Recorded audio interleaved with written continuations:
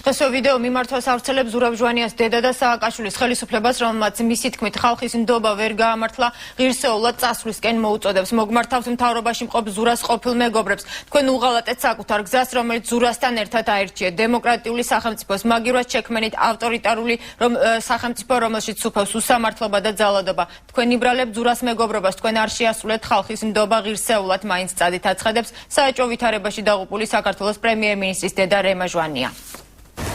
დემოკრატიული სახელმწიფოს მაგივრად შექმენით ავტორიტარული, რომელშიც სუფევს უსამართლობა და ძალადობა.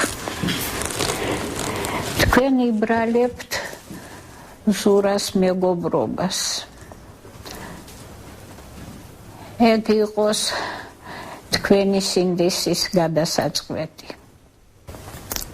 თუ ასია ზურას ხსოვნის საპატივცემლოდ აღარ დაუშვათ ძალადობა. ნუ დაყოფთ საზოგადოებას მტრებად და თქვენიანებად.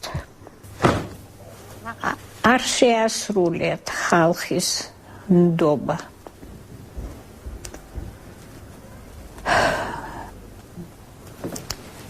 ღირსეულად მაინც წადით.